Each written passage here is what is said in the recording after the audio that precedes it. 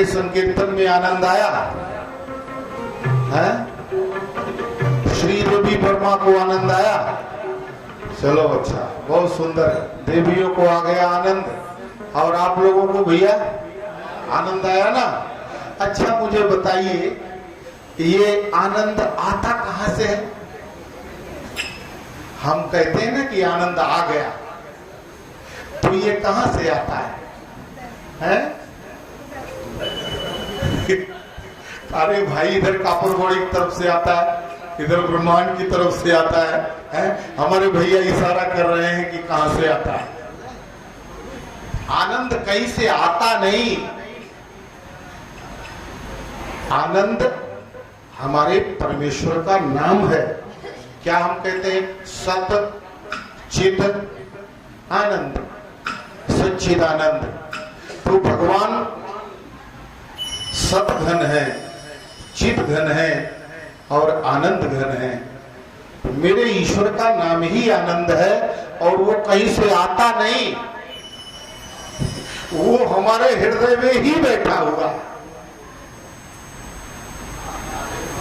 और ये कभी हमारा साथ छोड़ता नहीं।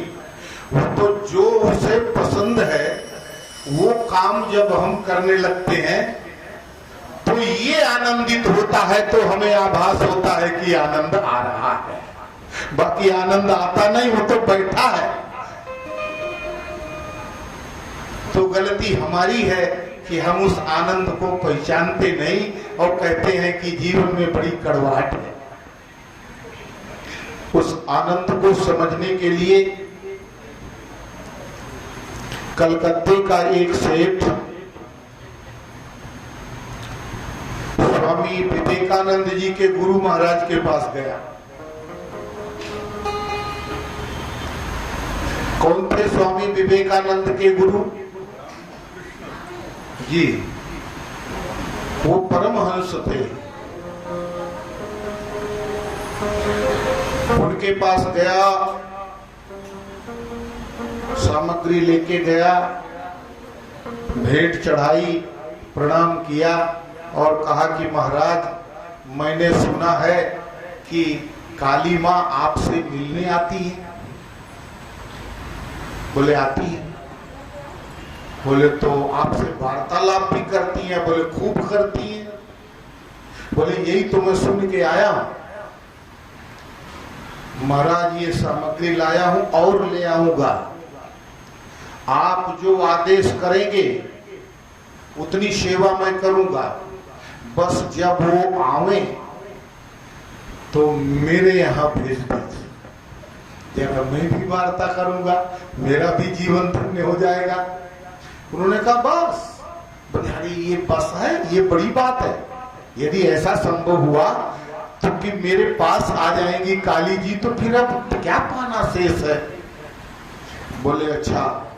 अब सेठ जी बोले आप आश्वस्त रहिए, जब देवी जी आएंगी तो मैं काली से निवेदन करूंगा कि हमारे एक जजमान है, भक्त हैं, और वो सेठ के पास चली जाइए। सेठ ने प्रणाम किया और सेठ जाने लगे। बड़ी तेज ताली बजाया महाराज परमहंस ने। अरे बोले रुको रुको रुको, क्या गजब आदमी हो। अरे तो कहाँ भेजूंगा? कुछ पता बता के जाओगे तो न वहां भेज दूंगा। अरे तुरंत उन्होंने अपना विजिटिंग कार्ड निकाला और महाराज के सामने रखा। ये पूरा डिटेल है।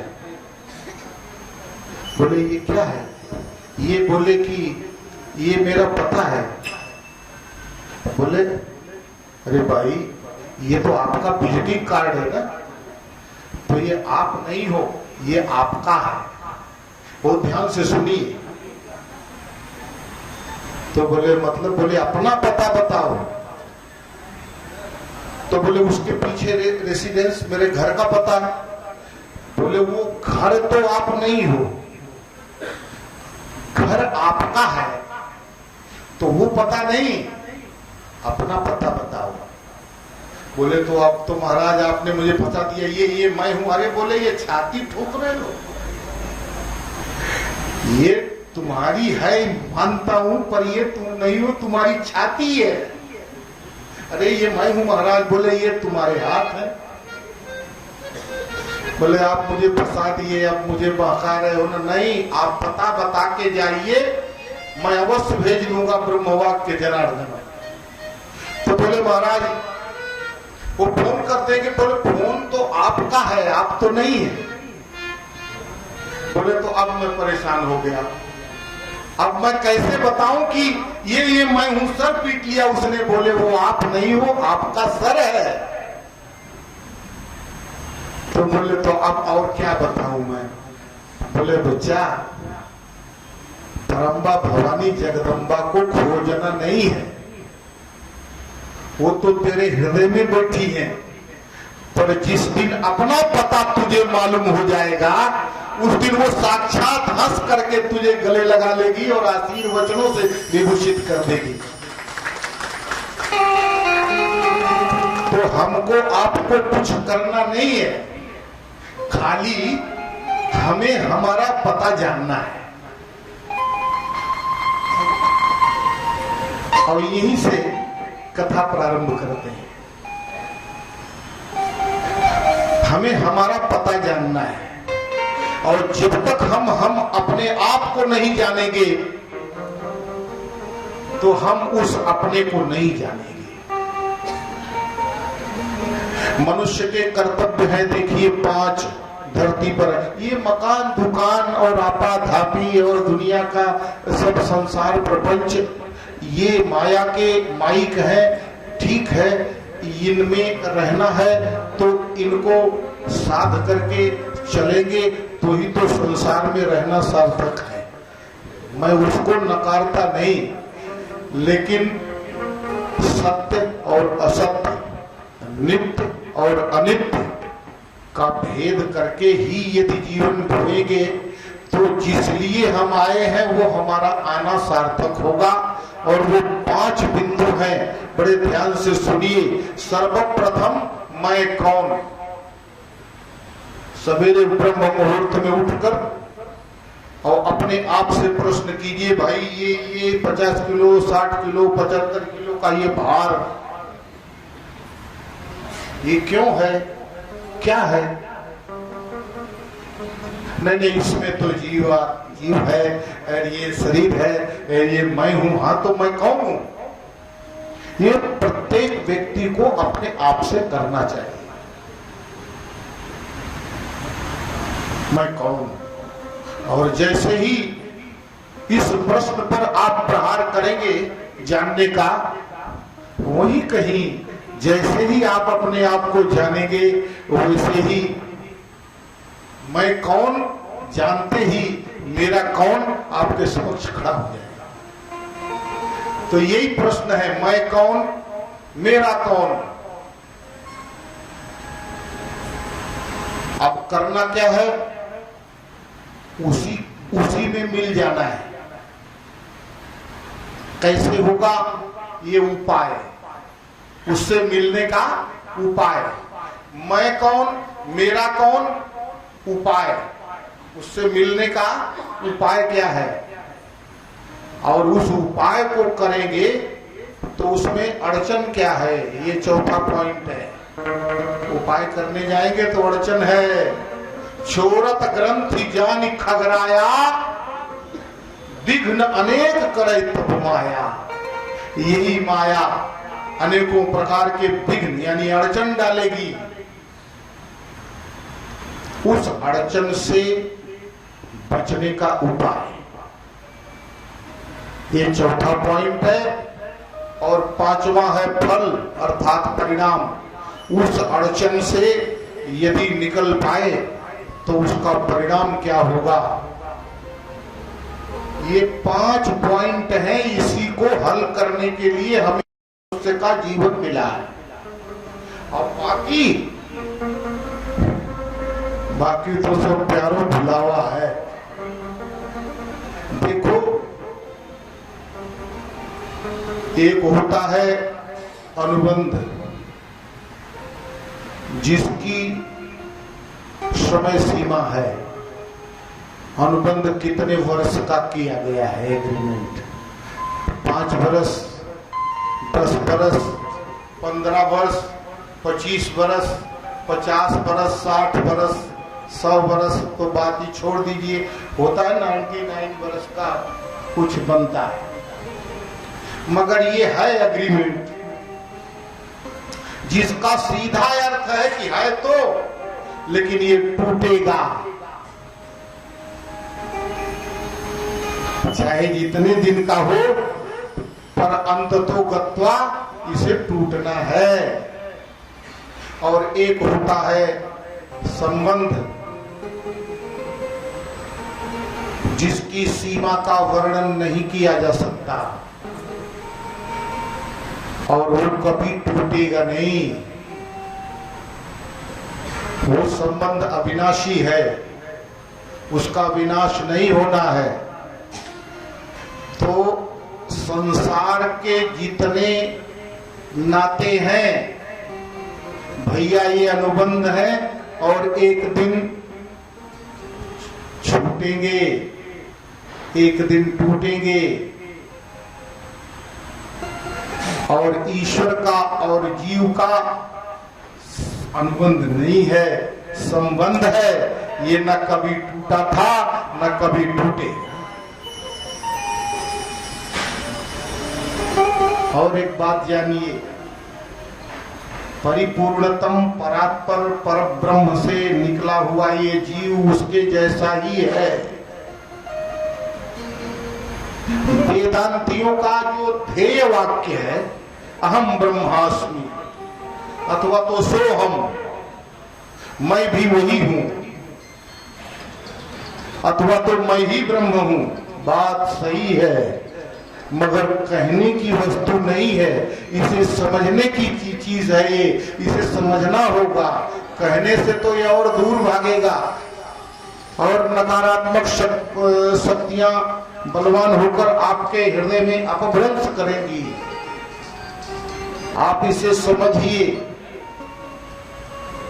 ईश्वर परिपूर्णतम परात्पर परब्रह्म एक से अनेक होने की इच्छा से ही हम उत्पन्न हुए हैं। उसके संकल्प मात्र से हमारी उपस्थिति है, हमारा निर्माण है, हमारा सृजन उसने अपने संकल्प से किया है।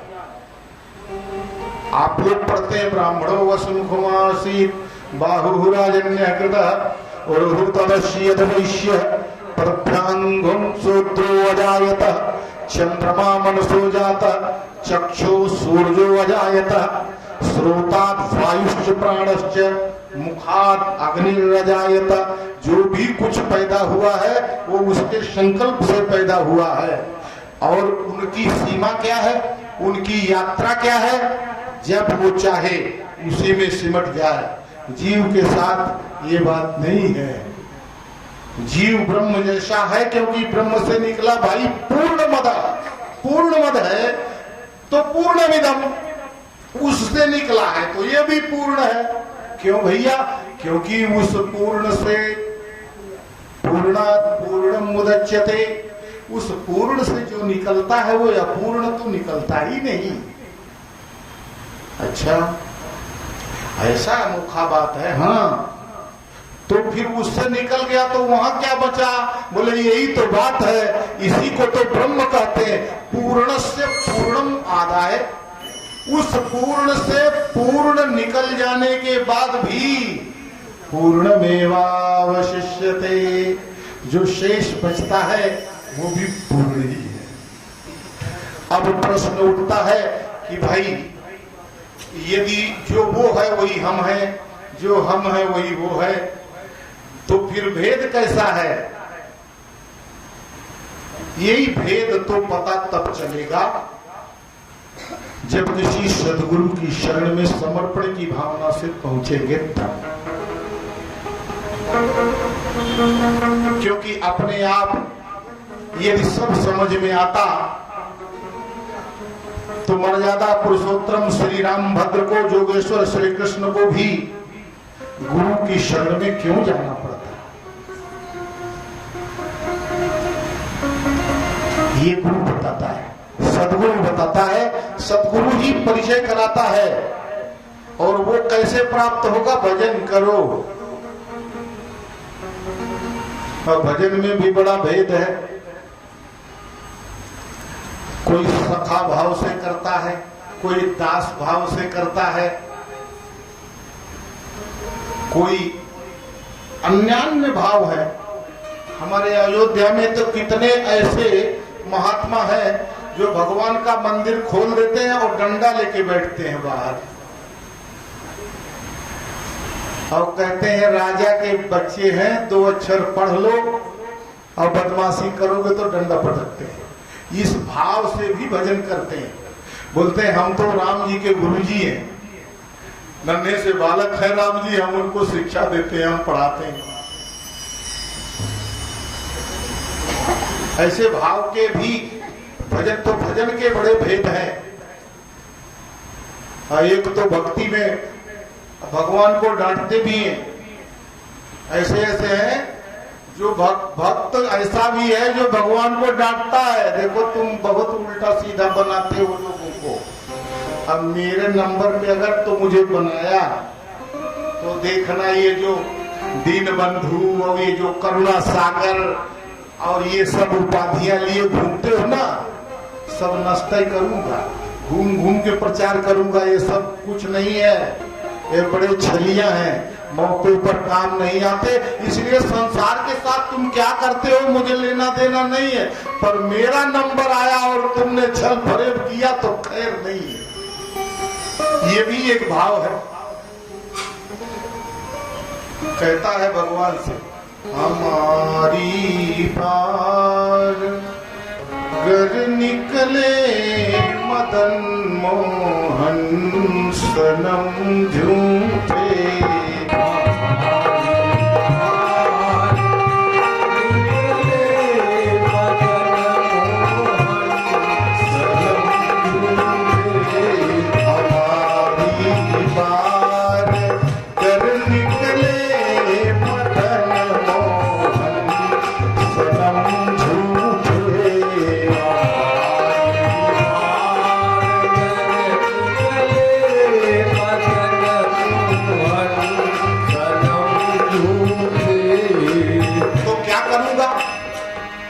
मेरी बार झूठे निकले तो जान लो।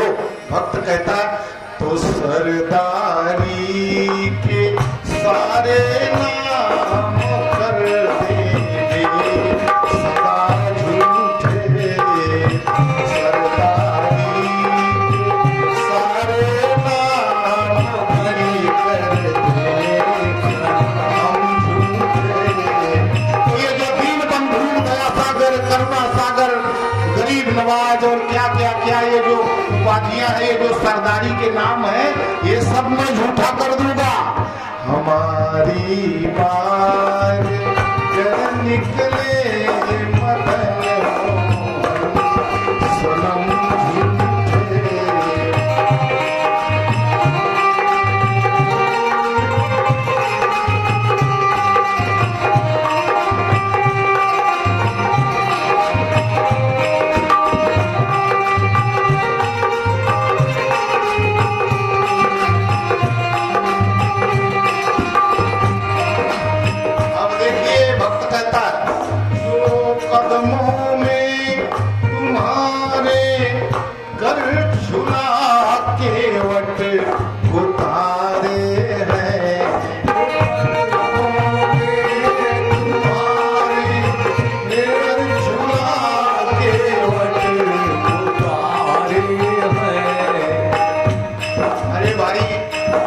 केवट को पैर धुला के अगर आपने तार दिया है, ये कहानी है आपकी।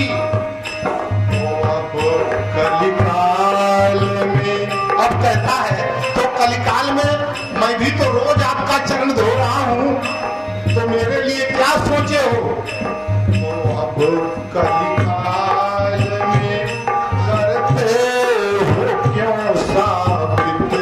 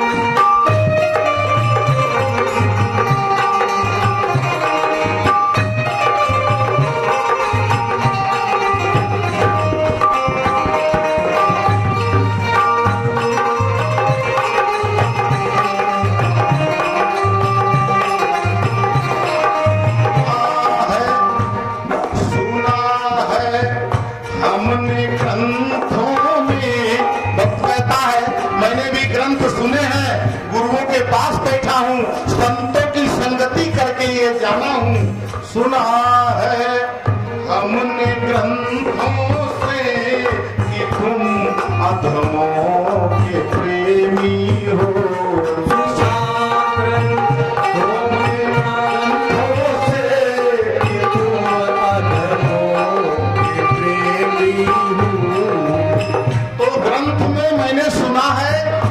नीचों के अधमों के बड़े प्रेमी हो, बड़ा प्रेम करते हो, तो अब बता दो ग्रंथ झूठे हैं, बता दो ग्रंथ झूठे हैं कि तुम झूठे या हम झूठे।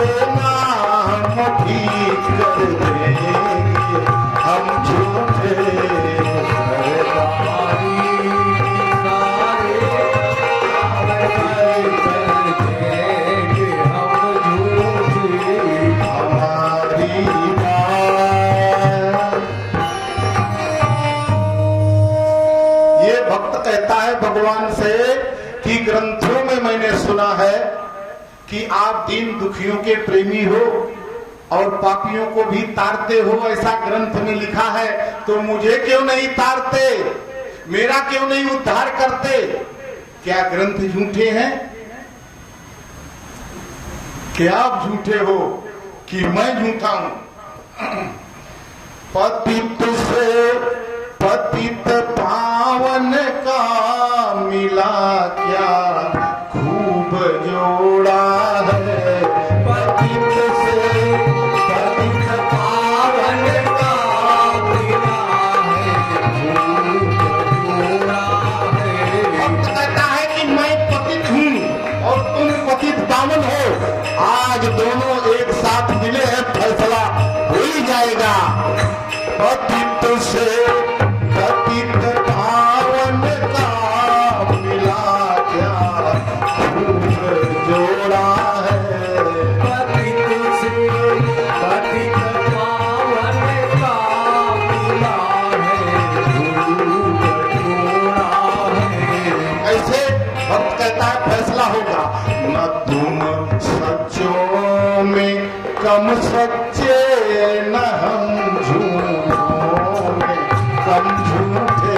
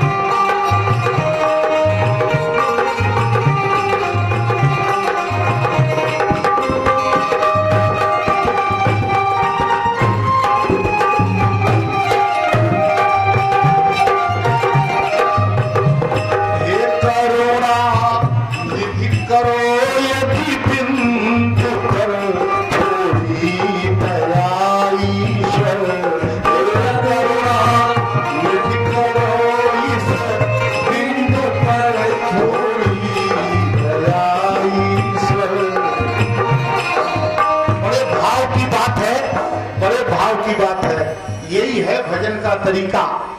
सारी अकल अपनी लगाने के बाद भगवान के चरणों में अपने मस्तिष्क को, अपनी समस्त इंद्रियों को समेटकर ईश्वर के चरणों में मिट्टी के टुकड़े की भांति निर्जीव समझकर छोड़ दीजिए, लुढ़का दीजिए अपने को, और फिर भगवान से ताल ठोक कर पूछिए क्या सोचे हो मेरे बारे में।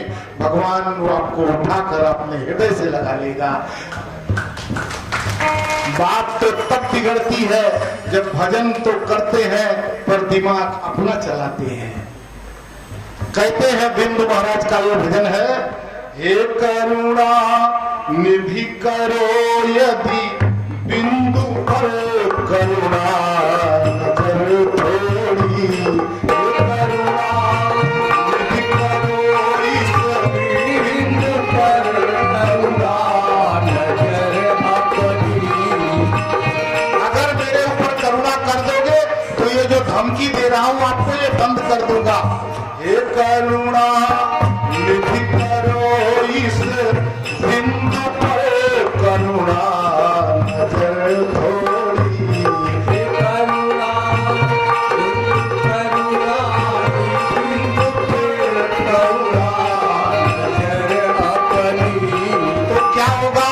तो सब झगड़ा ही मिट जाए, तो सब झगड़ा ही मिट जाए, न तुम झूठे न हम झूठे, झगड़ा ही मिट जाए, न तुम झूठे न हम झूठे, हमारी बार फिर निकले मदन मोहन सनम झूठे, हमारी बार कर निकले मदन मोहन सनम झूठे।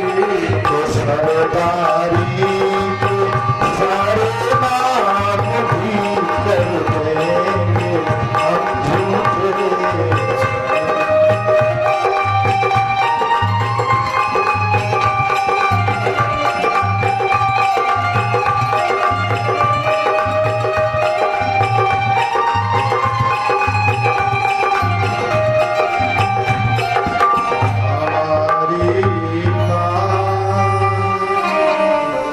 ये भजन का तरीका है, ऐसे भगवान से भजन करें तो ये भेद मिटेगा, पता चलेगा हम कौन है और हमारा कौन है।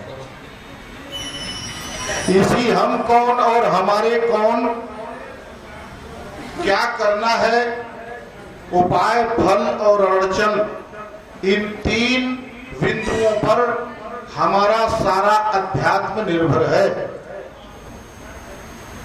और हम आप भी इन्हीं बिंदुओं में फंसे हुए हैं। इसी पर विचार कर ले, जीवन सरल हो जाएगा और इस जीवन का उद्धार हो जाएगा। महाराज वाल्मीकि जी इन्हीं बिंदुओं को हल करके बैठे थे तो परिपूर्णतम परात्पर परब्रह्म को धरा पर आके क्या लीला करेंगे, किया है नहीं। भगवान आकर के धरती पे क्या लीला करेंगे, उन लीलाओं का वर्णन उनके आने के पहले ही कर दिया।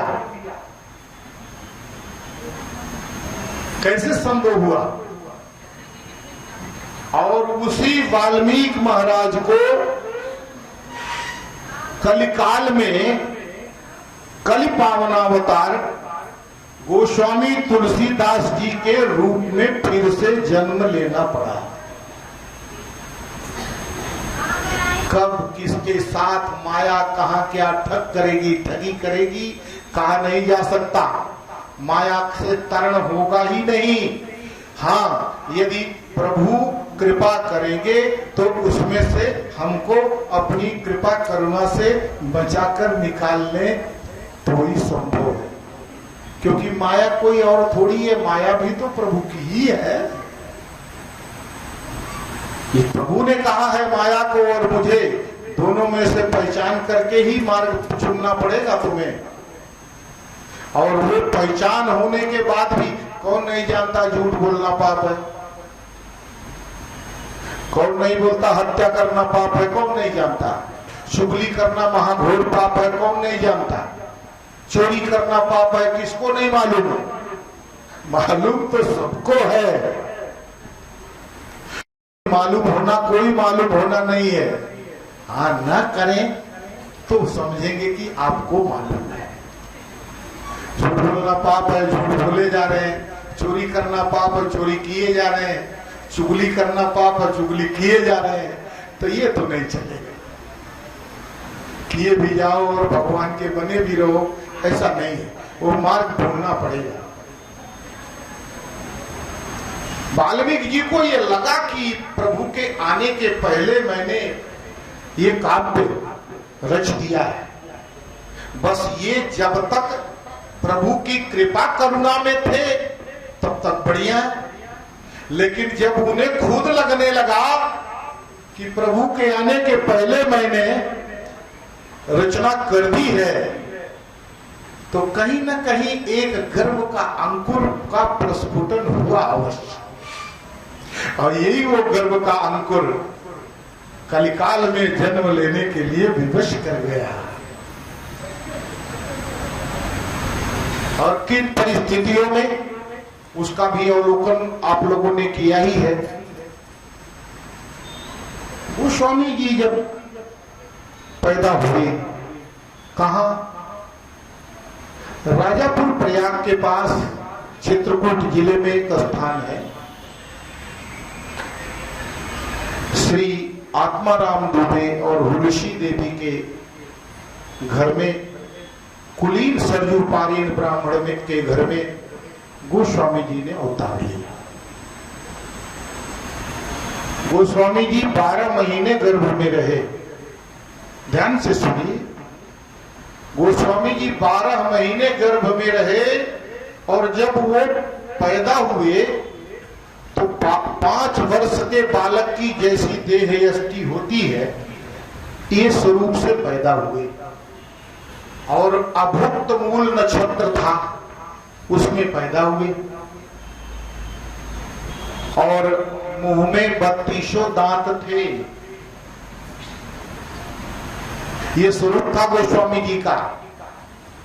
और गोस्वामी जी के पैदा होते ही अब पंडितों ने अपना निर्णय दे दिया, और जो भी घर परिवार के रिश्तेदार संबंधी लोग थे, गांव के लोगों ने मिलकर ये निर्णय किया कि ये ठीक नहीं है, ये मंगल सूचक बालक तो नहीं है। हमारे शास्त्रों में भी वर्णन है, भुक्त मूल नक्षत्र के बालक का परित्याग करना चाहिए।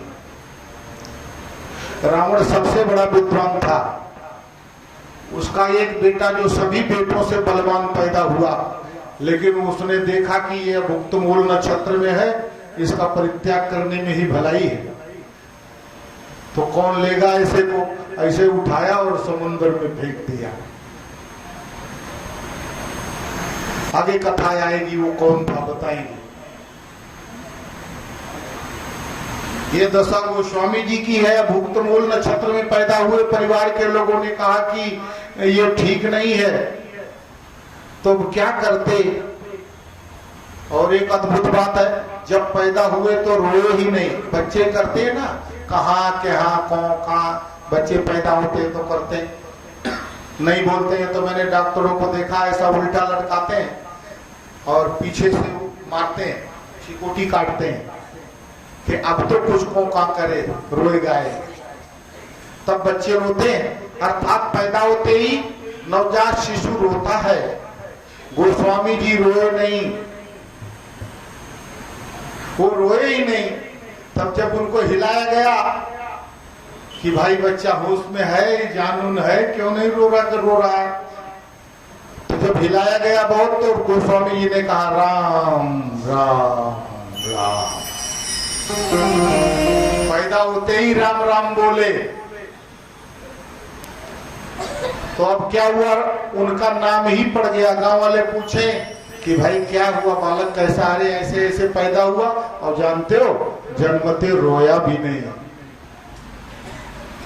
तो क्या किया उसने, बोले राम राम कह रहा था।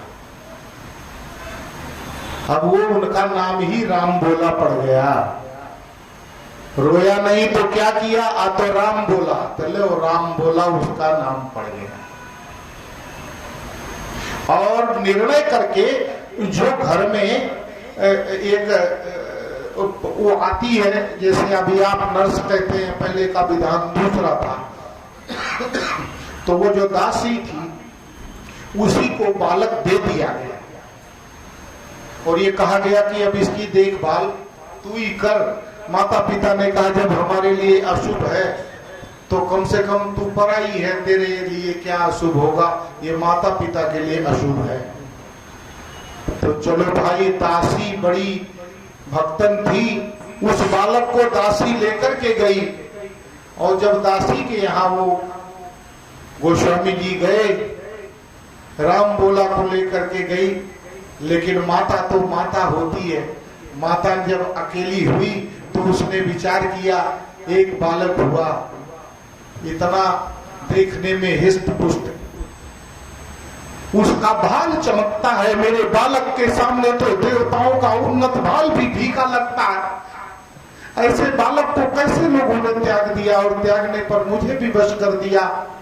सारी रात रोती है और ब्रह्म मुहूर्त में माता हुलसी के प्राण पखेरु बालक को याद करते करते स्वर्ग चले जाते।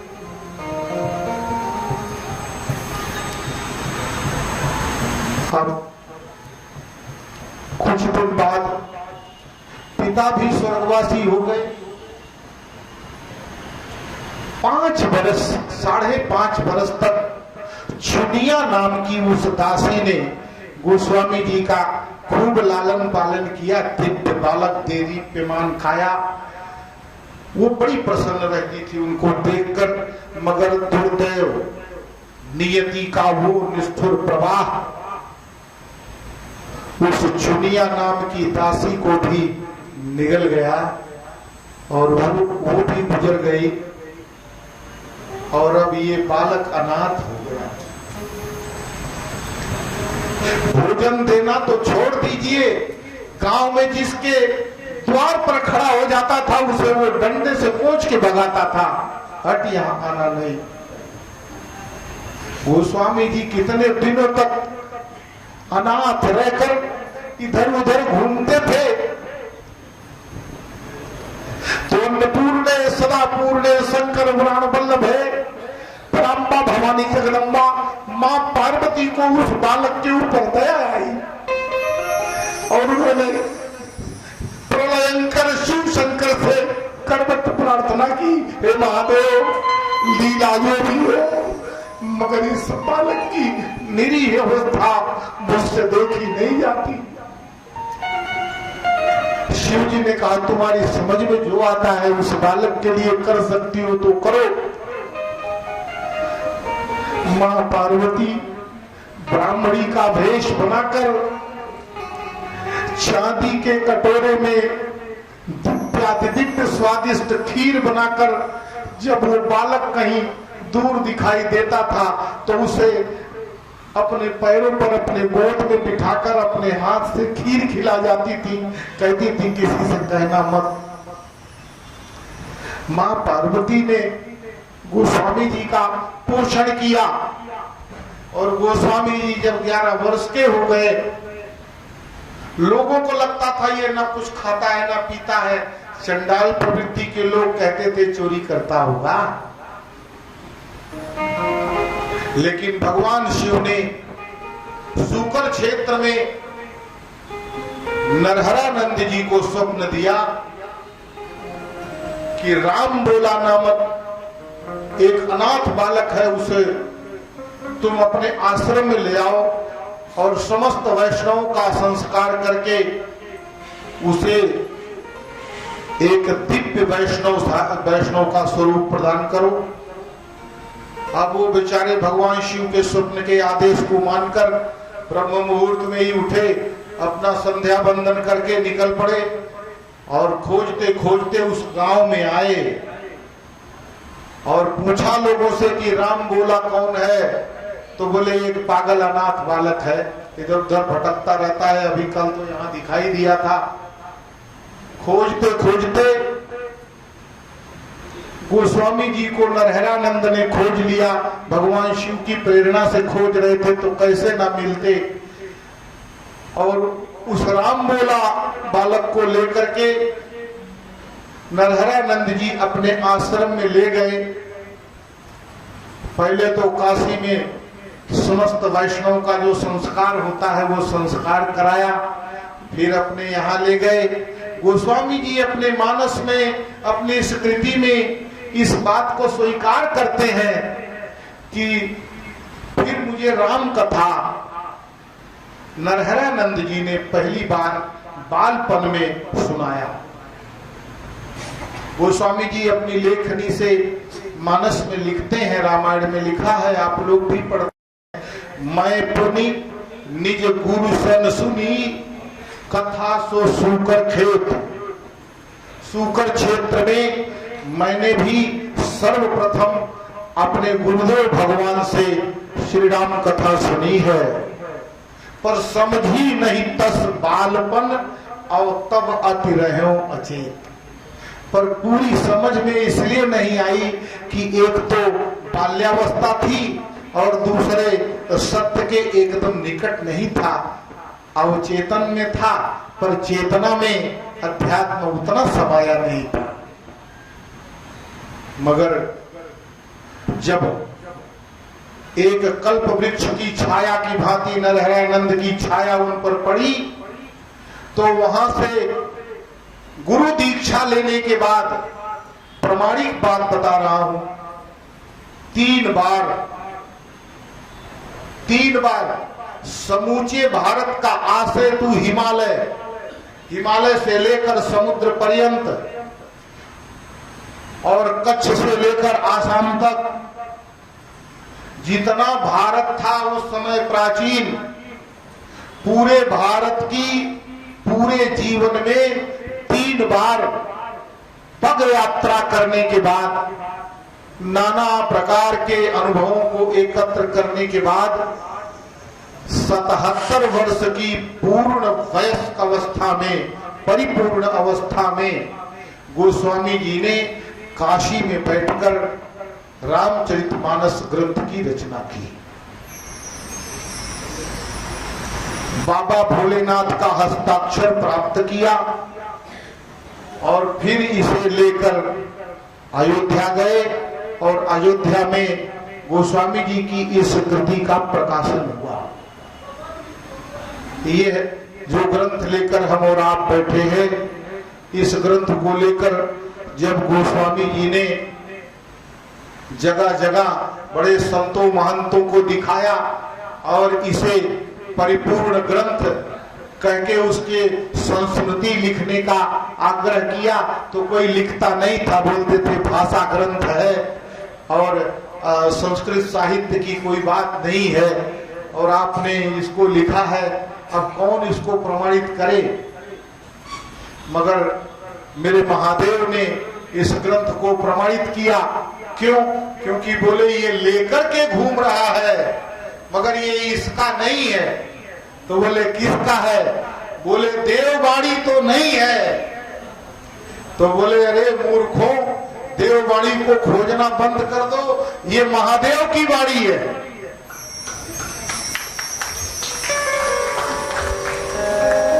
ये महादेव की वाणी है। महादेव ने मां पार्वती को इस कथा को सुनाया और उसी को अपनी भाषा में इस गोस्वामी ने लिखा है। महादेव के हस्ताक्षर के बाद ये प्रमाणित हुई और यही प्रमाण जब जगह जगह लेकर घूमते थे तो लोग कहते थे अरे तुलसीदास, इसमें ऐसा क्या है जो इतना इसको लेकर परेशान हो।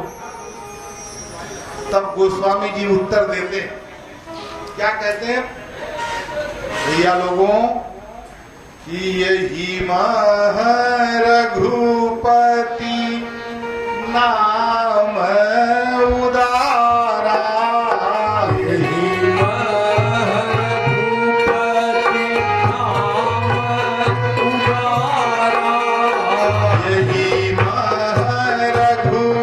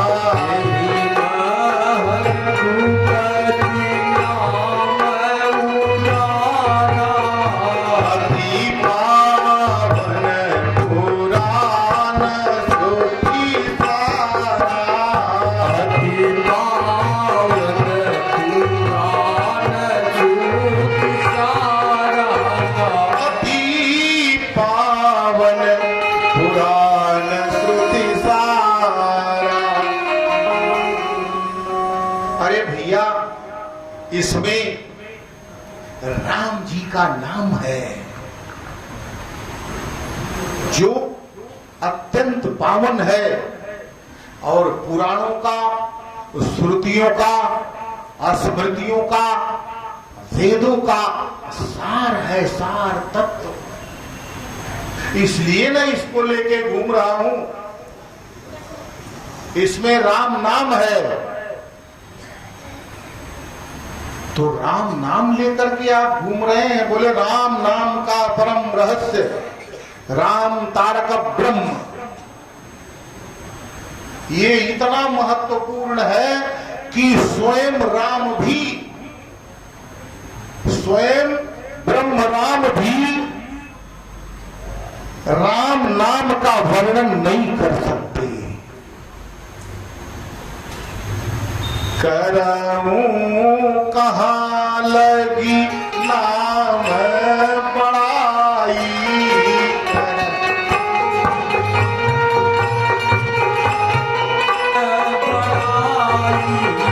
करऊं कहाँ लगी नाम बड़ाई, राम न सकहि नाम गुण गाई, राम न सकहि नाम गुण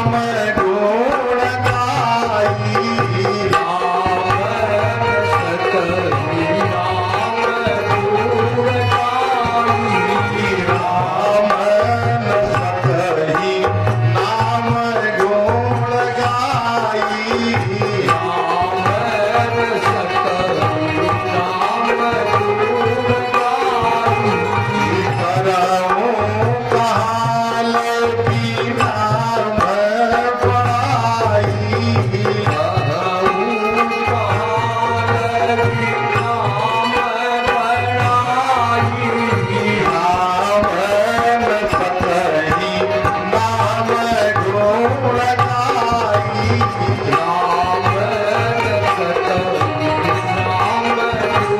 गाई, राम न सकहि नाम गुण गाई।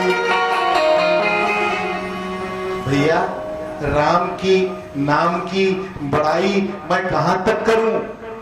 स्वयं राम जी भी राम नाम का गुण गायन नहीं कर सकते। वो है नाम। बोले इसका मतलब राम जी से उनका नाम श्रेष्ठ है? बोले हाँ। बोले वो कैसे? अरे बोले भैया वो ये ऐसे कि राम जी जब धरती पर आए तो कुछ गिने चुने लोगों को तार दिया। अरे भैया आप देखें, राम जी ने जिसे मारा अथवा जिसे आशीर्वाद दिया अथवा किसी से पैर धुला लिया अथवा किसी को चरण रज से स्पर्श कर दिया, है ये तर गए और कौन तरे? कुछ गिने चुने लोग राम जी के समय में तर गए। बोले हाँ। और बोले नाम, नाम तो नाम की ही साधना करके, नाम का ही जप करके तो करोड़ों तर रहे हैं। तो राम जी आकर के स्वयं 4-6 को तारते हैं और नाम के प्रभाव से करोड़ों तर रहे हैं। तो कौन बड़ा है, राम या राम का नाम? राम का नाम। रमो क्रीड़ायाम धातु से राम शब्द बनता है।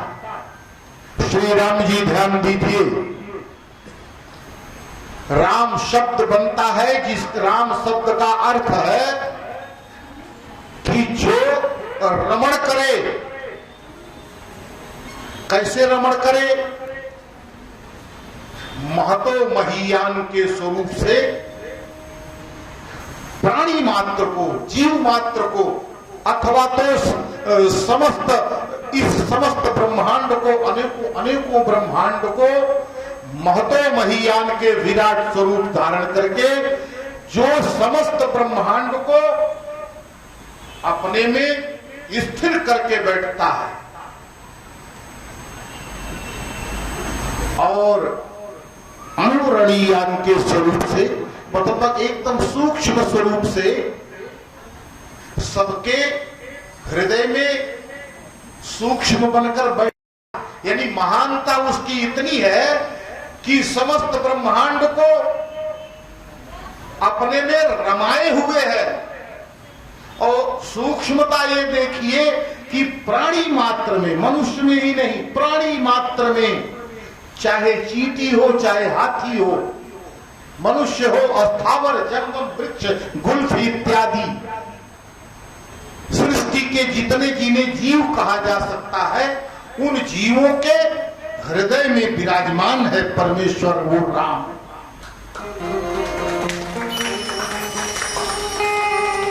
ये है रमो क्रीड़ायाम की विशेषता। राम का जो विशाल महतो महीयान का स्वरूप है और अणोरणीयान का स्वरूप है, तो अणोरणीयान के स्वरूप से प्राणी मात्र में रमा हुआ है और महतो महीयान के स्वरूप से समस्त सृष्टि को, समस्त ब्रह्मांडों को अपने में रमाए हुए है, वो है राम। अर्थात ये ब्रह्म राम किसका नाम है? भाई देखो, स्पष्ट बताता हूं, मैं मेरे माँ बाप के यहाँ जन्म लिया, मेरे माँ बाप ने गुरुदेव भगवान से पूछकर मेरा नाम रामानुज पांडे रख दिया।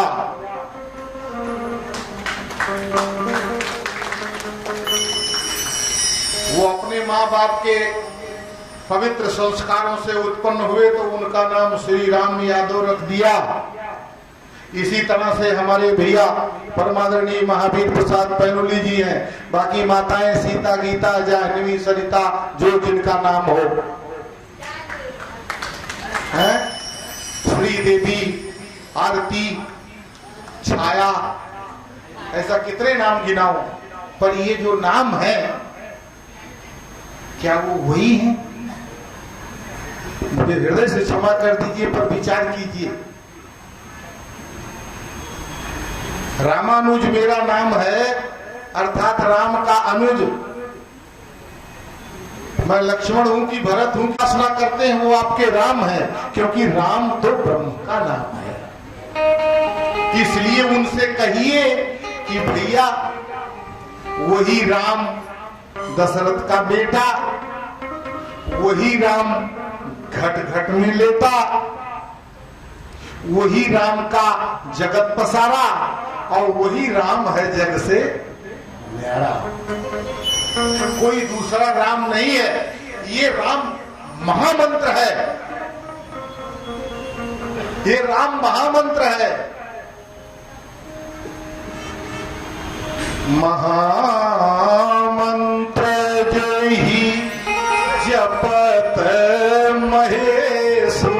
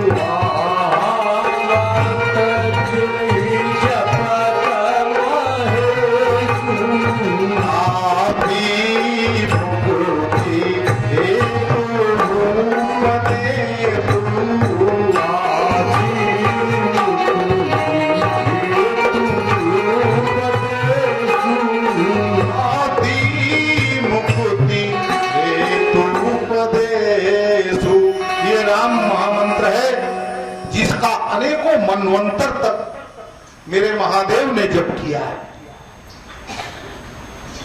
और उसी जप के प्रभाव से जासु नाम बल शंकर काती, जासु नाम बल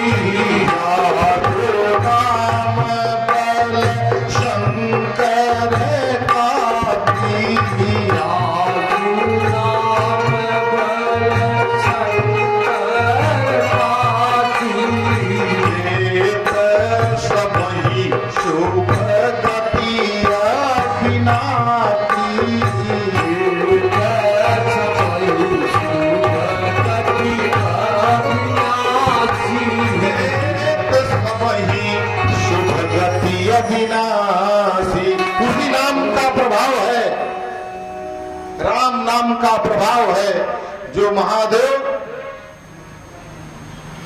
काशी में मरने वाले को मुक्त कर देते हैं। वो क्या करते हैं? उसकी काल की गणना के अनुसार जो गति होनी हो, उसके कर्मों के अनुसार उसकी जो गति होनी हो, वो हो ब्रह्मा जाने। पर महादेव तो काशी में मरने वाले के श्रवण रंध्रों में राम इति तारक ब्रह्म का मंत्र दे ही देते हैं और वो मुक्त हो जाता है। ये राम है।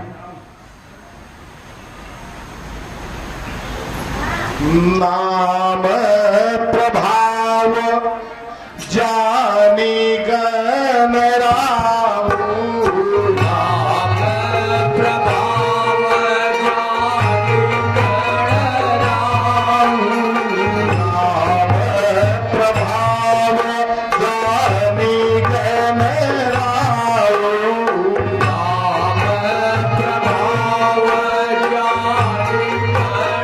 राम, प्रथम तुझियत नाम प्रभाव,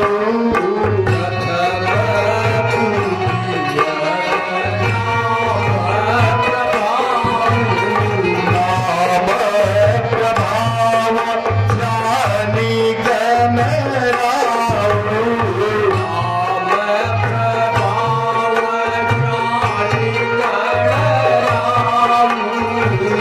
प्रथम तुझियत नाम प्रभाव,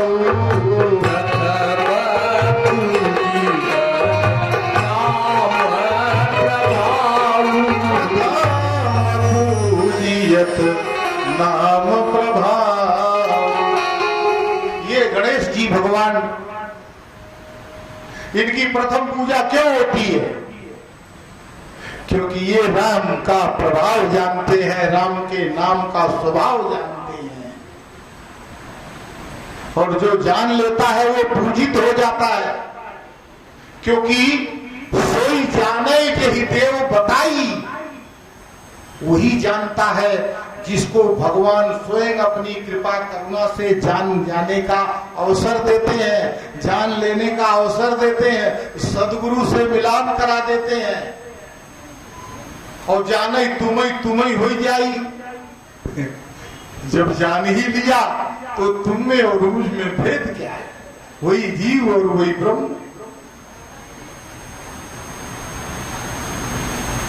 और नाम का ही प्रभाव है, राम राम करने का प्रभाव है कि सुमेरी पवन सुत पावन बाबू सुनी पवन सुत अपने बस करी राखे रामो,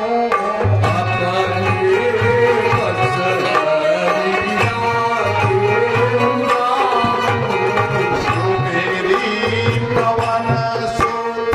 अब देखिए हनुमान जी ने क्या किया? राम जी के नाम का जप किया है हो, और क्या? और इतना जप किया है, इतना आत्मसात कर लिया है कि राम में और हनुमान जी में कोई भेद ही नहीं है। और इतना ही नहीं, अपने बस में कर लिया। राम जी को हनुमान जी ने राम नाम लेकर उनको अपने बस में ही कर लिया।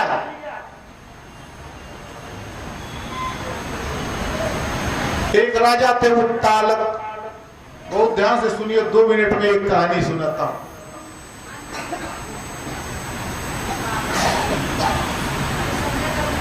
उत्तालक ने कथा सुना कि राम नाम का प्रभाव है, कुछ भी हो सकता है। अब वो बेचारे आ रहे थे, वहां से कथा सुन के आ रहे थे, और बीच में महात्मा मिल गए। नारद जी, हमको भी एक महात्मा मिले हैं, आप लोग खड़े होकर प्रेम से बोलेंगे, नमः पार्वती पते हर हर महादेव। श्री श्री श्री अनंत श्री विभूषित श्री कैलाश जी महाराज, जिनकी मेरे ऊपर बड़ी कृपा दृष्टि होती है। बेटा दिनेश महाराज जी को बिठाओ, हमारे बीच में आए, आप लोग खड़े होकर स्वागत कर देंगे, आनंद आ जाएगा। बोलिए कैलाश जी महाराज की जय। नमः पार्वती पते हर हर महादेव।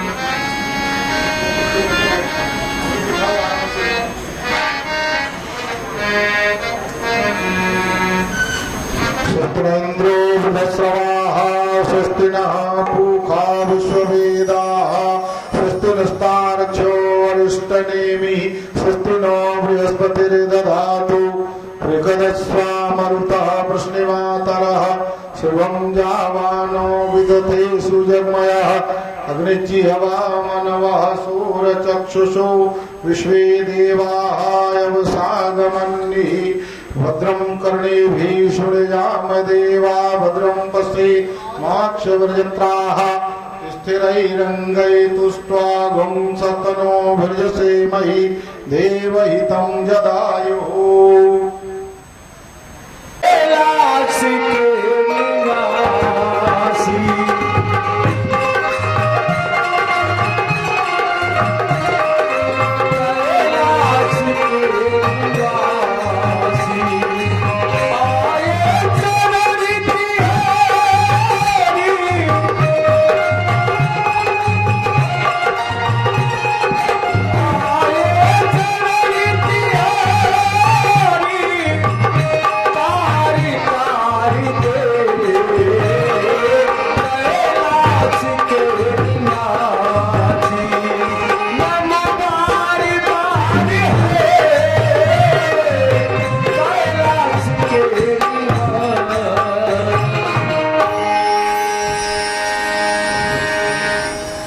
उत्तालक राजा को नारद जी मिल गए और हमको श्री कैलाश जी महाराज मिल गए।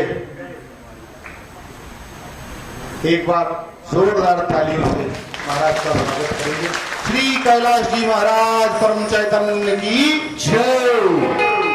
अवधूत भगवान ने बड़ी कृपा की है। मैंने कहा, उन्होंने कहा कहाँ तेरा चल रहा है? बोला मेरा क्या है, सब आपका चलता है, मेरा तो कुछ नहीं चल रहा है। नहीं बोल बोल कहाँ है बता। तो मैंने कहा महाराज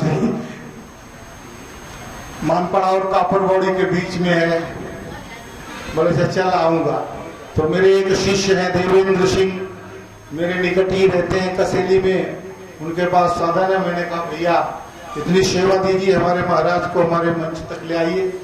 और महाराज श्री हमारे बीच में विराजमान है, इनकी कृपा करुणा है, ऐसे ही सदैव बनाए रखें और हमारे भक्तों की मनोकामना पूर्ण हो, ऐसा आशीष आप वचन दें। इसीलिए मैंने आपको यहाँ बुलाया है। और आज कुछ ही समय शेष है, अब आरती तक आप ऐसे बैठेंगे।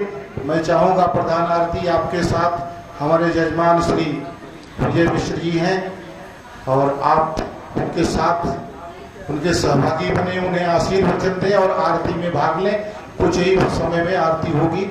मैं आगे चल रहा हूं, कथा क्रम में बढ़ने का आदेश दें।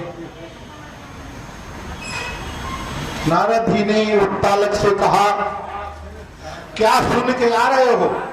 उन्होंने कहा कि भाई मैं कथा में सुन के आया कि राम नाम का प्रभाव स्वयं राम जी से भी बड़ा है।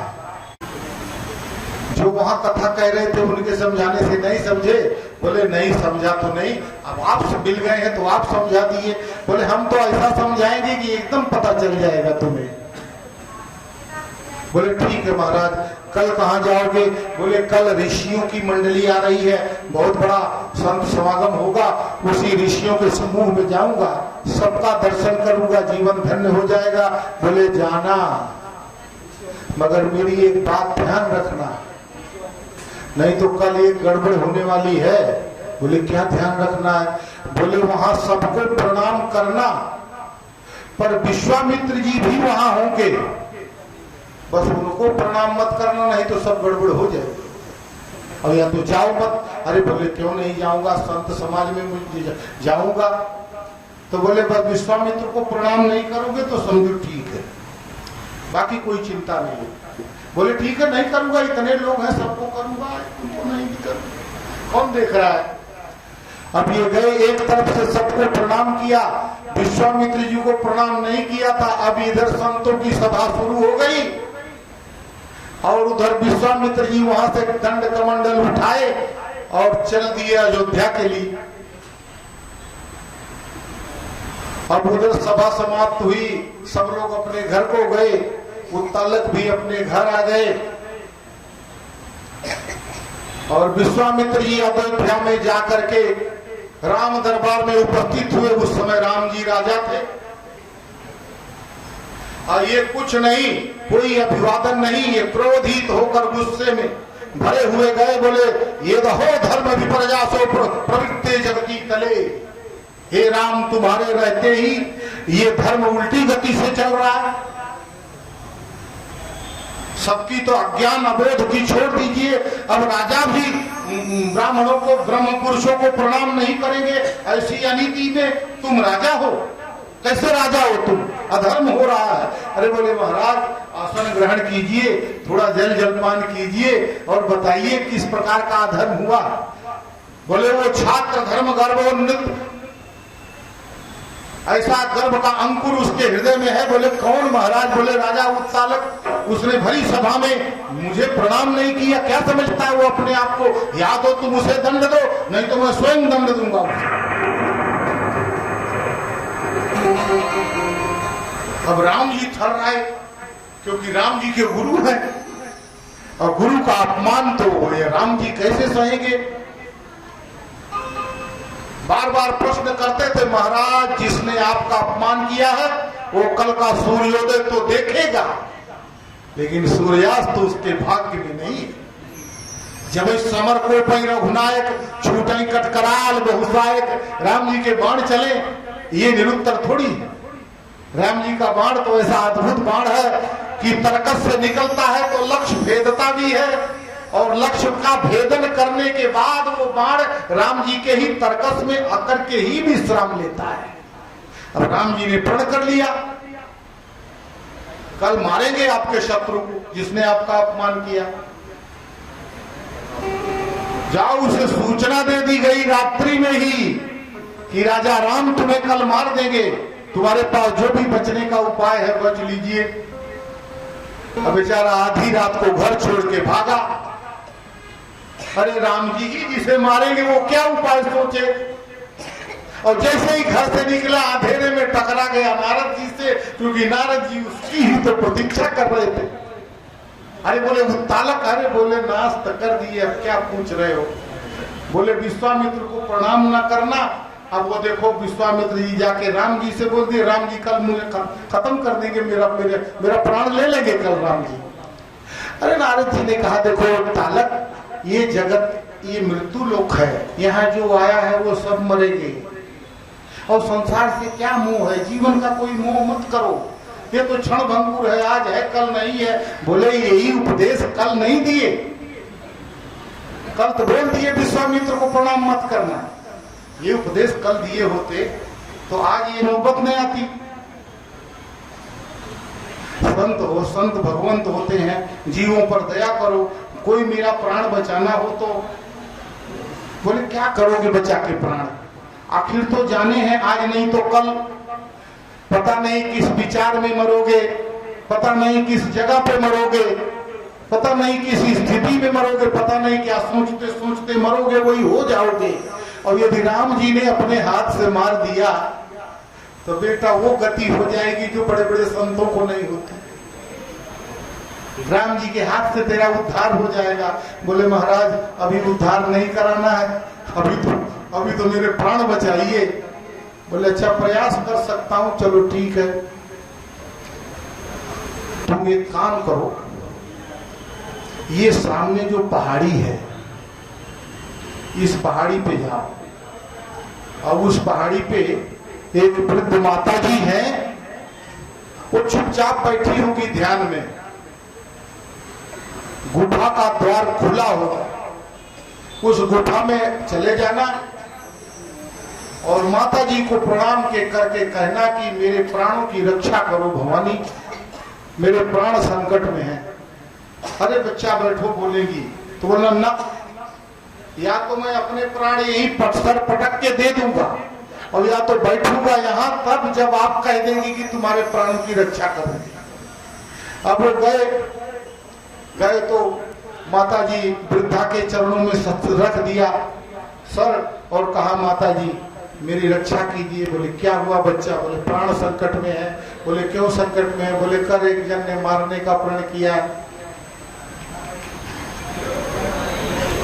तो बोले अच्छा, मेरा बेटा बड़ा बलवान है, जो भी तुम्हें मारने वाला है देखती हूँ वो कैसे मारता है। तुम बैठ और इधर फल फूल है को प्रेम से छक के खा, आने दे मेरे बेटे को, मैं उसको कहूंगी तुझे कोई नहीं मारेगा, चैन से बैठ। अब वो तालक बैठ गया वहां। अब बेटा आ गया, अब बेटों को देखा तो तालक उठ के भागा। अरे मैया बोलती है बैठो बैठो, मेरे बेटे को देख के क्यों भागे? अरे बोले ये तुम्हारा बेटा है कि मेरा शत्रु है? जिसने मुझे मारने का प्रण किया है उनके सेवक हैं, मुझे लगता है मारने ही आए हैं, कम से कम भागने तो कुछ दूर तो भागूंगा। तब बात स्पष्ट होती है कि राम जी ने ही मुझे मारने का प्रण किया है, ये बात बताया उसने। अब अंजना माता ने कहा बेटा अब तो बोल दी हूं, तेरे प्राणों की रक्षा होगी। और हनुमान जी से कहती है कि बेटा कुछ भी हो लेकिन ये मेरे शरण आया है, इसके प्राण नहीं जाने चाहिए। हनुमान जी बेचारे क्या करें? अरे बोले मैया राम जी का शत्रु है ये। बोले वो मैं नहीं जानती। हनुमान जी ने कहा अच्छा चलो ठीक है। तो फिर पहाड़ी के अग्रभाग पर लेकर गए और वहां उसको बिठा दिए। बोले ये दशा ये कैसे हुआ? अरे बोले नारद जी से मैंने पूछ लिया राम जी का प्रभाव, राम नाम का क्या प्रभाव है? तो सब कथा में सुन के आया था कि राम जी से भी बड़ा राम जी के नाम का प्रभाव है, और नारद जी भी वही बता रहे थे, तो मेरी समझ में नहीं आया। तो नारद जी ने कहा अच्छा ठीक है समझा देंगे। अब समझाते समझाते विश्वामित्र जी को प्रणाम करने से रोक दिया और ये प्राणों पे बनाई। वो तो माता जी ने अभयदान दे दिया कि मुझे रख गया कि अब माता जी ने कहा है तुम्हें प्राण बचेंगे, कैसा करके प्राण बचाइए? बोले पहाड़ पर चढ़ो और जिस नाम के प्रभाव को जानना चाहते हो वही नाम बराबर लेते रहना। बोले क्या? बोले राम राम।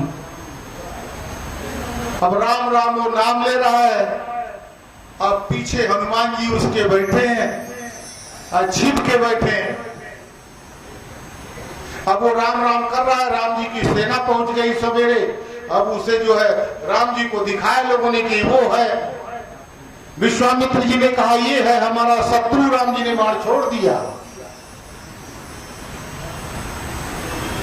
अब राम जी ने बाण छोड़ दिया तो वो बाण जा गया और उधर से उससे टकरा करके बाण आया तो राम जी के पैर में चुभ गया। राम जी ने पूरा बाण छोड़ दिया, फिर उसकी परिक्रमा करके वो बाण आया राम जी के पैरों के नीचे चुभ गया। राम जी ने कहा ये बात क्या है? राम जी ने तनिक कुपित अवस्था में रक्तांबोज दलाभिराम नयनम, राम जी के नेत्र रक्ताभ हो गए और राम जी ने हठ पूर्वक बाण छोड़ा। हनुमान जी उस बाण के वेग को समझ गए। अब हनुमान जी ने राम रामे तिरामे तिरमे रामे मनोरमे सहस्रनाम तत्तुल्यम राम नाम वरानने महामंत्र का जाप करने लगे। अब की बार बाण लौट कर राम जी के पास नहीं आया। तारक ब्रह्म के हृदय में लगता है, वो ब्रह्म कहाँ था?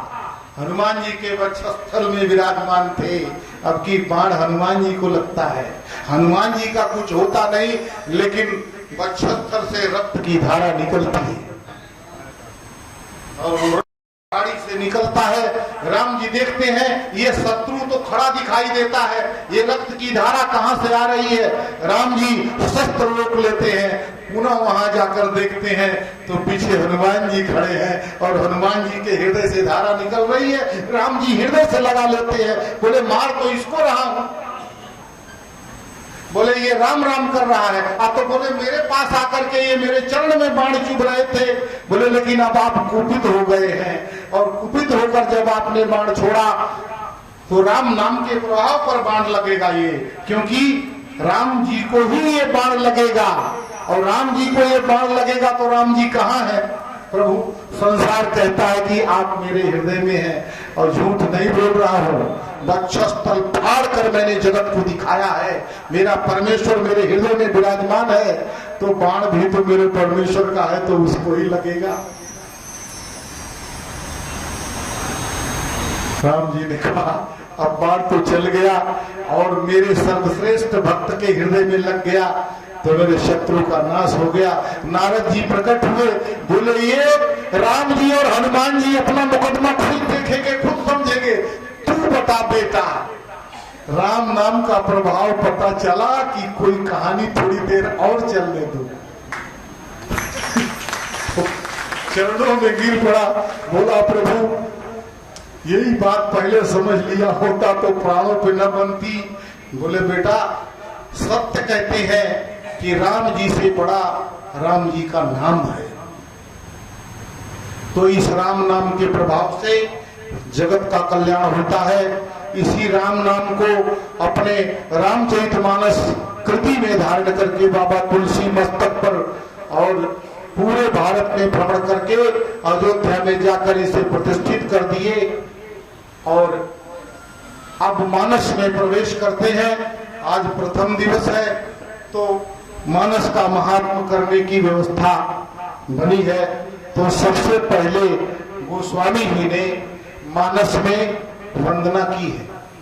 मैं आपको एक बात बताऊं, चारों वेद, 6 शास्त्र, 18 पुराण और विभिन्न जितने भी रामायण अन्य लिखे गए हैं, यहाँ तक कि आज कभी महर्षि वाल्मीकि जी ने जो राम जी की गाथा लिखी है, महाकवि कालिदास जी ने जो रघुवंश महाकाव्य लिखा है, सबको मैंने प्रभु की कृपा से देखा अवश्य है। मगर जितना बड़ा मंगलाचरण गोस्वामी जी ने रामचरितमानस में किया है, इतना बड़ा मंगलाचरण किसी अन्य ग्रंथ में नहीं है, नहीं है, नहीं है। क्योंकि उसमें जो भी ग्रंथ देखेंगे उसमें श्री गणेशाय नमः ये लिखा रहता है। आप लोग समझते हैं, आप लोग भी एक कुछ भी लिखना प्रारंभ करते हैं तो सर्वप्रथम श्री गणेशाय नमः लिखते हैं। मानस एक अद्भुत ग्रंथ है और गोस्वामी जी की लेखनी इतनी क्रांतिकारिणी है जो इस प्रथा को मिटाती है। गोस्वामी जी कहते हैं, प्रारंभ में ही लिखते हैं, वर्णानाम अर्थ संघानाम रसानाम छंदसामपि मंगलानाम च कर्तारौ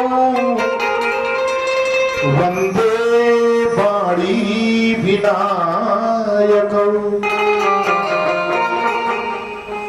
वर्णों के समूह, रसों का संघ और कटीले छबीले सारग्रंथित और तत्व के गुंफन से गुंफित छंद और मंगल तथा मंगल के करने वाले दोनों। अब ध्यान दीजिए, थोड़ा मानस में प्रवेश हो रहा है। मंगल स्वयं मंगल की वंदना करते हैं।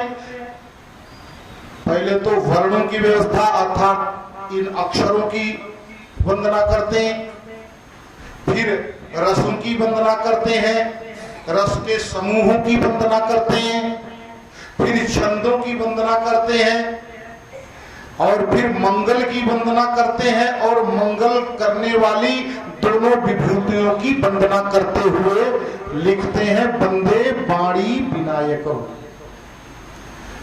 और वंदन करते कैसे हैं? वाणी और विनायक की वंदना करते हैं। तो सबसे पहले किसका नाम लेते हैं? वाणी, और फिर विनायक, और फिर विनायक अर्थात गणेश का नाम लेते हैं। हुई ना ये अद्भुत बात, हुई कि नहीं हुई?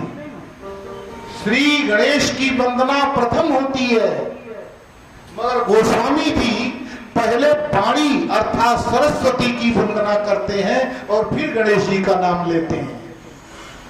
यहीं से झगड़ा शुरू हो जाता है। संतों ने कहा मारे नाश किए, श्री गणेशाय नमः कहा जाता है, सबसे पहले गणेश जी का पूजन होता है, सबसे पहले उनकी वंदना होती है, और तुम गणेश जी का नाम बाद में रख रहे हो। बोले वंदना करने वाली जिह्वा यदि हिलेगी नहीं तो गणेश का नाम निकलेगा कैसे? बच जाने दीजिए, बच जाने दीजिए। ये अद्भुत बात है, संभवतः किसी व्यासपीठ से सुनने को मिले। गणेश की वंदना पहले है, परंतु यदि सरस्वती हिलेगी नहीं तो गणेश का नाम निकलेगा कहां से? इसलिए वंदे वाणी विनायक, इसलिए पहले वाणी की वंदना की, शारदा की वंदना की, और फिर गणेश जी का नाम लिया। अद्भुत मंगलाचरण है, अन्य किसी ग्रंथ में ऐसा नहीं है। अब आगे चलते हैं। भवानी शंकर वंदे श्रद्धा विश्वास रूपिणो। भवानी और शंकर की वंदना करते हैं, कैसे? श्रद्धा और विश्वास के रूप में। भगवान शिव विश्वास है और मां पार्वती भवानी श्रद्धा है। श्रद्धा और विश्वास के रूप में भवानी शंकर की वंदना करते हैं। क्यों? क्योंकि बिना उनकी कृपा के जाभ्याम बिना न पश्यन्ति सिद्धा स्व अस्थमीश्वरम, जिनकी कृपा के बिना सिद्ध मुनीन्द्र भी अपने ही हृदय में बैठे हुए अपने परमेश्वर को नहीं देख सकते, उन भवानी शंकर की मैं वंदना करता हूं। और अब भवानी को बिठा दिया, शंकर जी की वंदना अलग से कर रहे हैं। क्यों? वंदे बोधमयम नित्यम गुरुम शंकर रूपिणम। वंदे बोधमयम नित्यम गुरुम शंकर रूपिणम। यमाश्रितो हि वक्रोऽपि चन्द्रः सर्वत्र वन्दते। नित्य शांत प्रकाश तेजो रूप गुरु सतगुरु परम गुरु महादेव की मैं वंदना करता हूं, जो इतने दयालु हैं। ये ऐसे गुरु हैं जिन्होंने टेढ़े कर्म करने वाले टेढ़े चंद्रमा को भी कृपा पूर्वक अपने मस्तक पर धारण कर रखा है। तो अपने टेढ़े मेढ़े भक्तों का भी परम कल्याण करने की भावना महादेव जैसे गुरु में है। ऐसे महादेव को अपने गुरु के स्वरूप से मैं वंदना करता हूं। जमाश्रितो ही वक्रोऽपि, जिनके ग्रहण करने अपना लेने मात्र से अत्यंत टेढ़ा चंद्रमा भी जगत में वंदनीय हो जाता है। अब आते हैं जंगल में। कौन से जंगल में? सीताराम गुणग्राम पुण्यारण्य विहारिणौ वंदे विशुद्ध विज्ञानौ कवि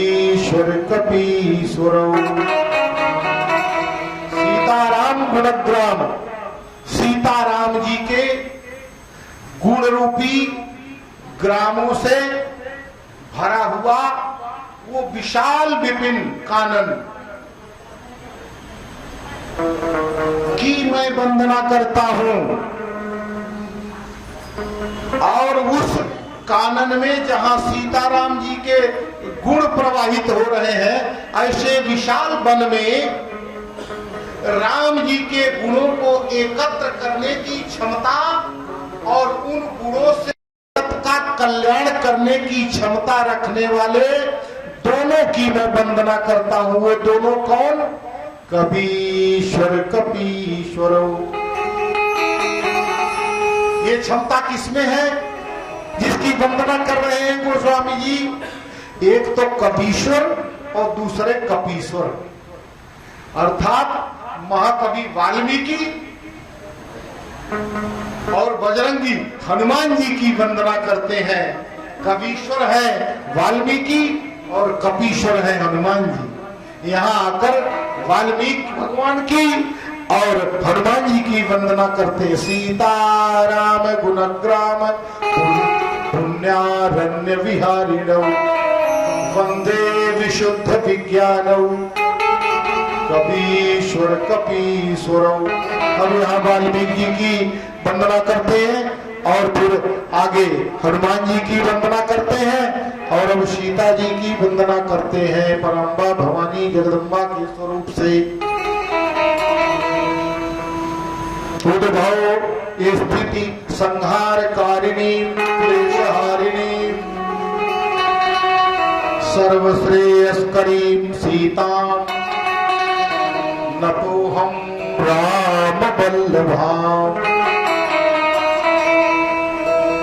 जो जगत को उत्पन्न करती है, जगत को स्थिर रखती है और जगत में प्रलय भी मचा देती है, यानी जन्म देना, पालना और संहार करना जिस परम्बा भवानी जगदम्बा के अधिकार क्षेत्र में है, ऐसी सब प्रकार की श्रेय प्रदान करने वाली परम्बा भवानी जगदम्बा के स्वरूप से श्री राम जी की वल्लभा सीता जी को मैं नमन करता हूं, वंदन करता हूं।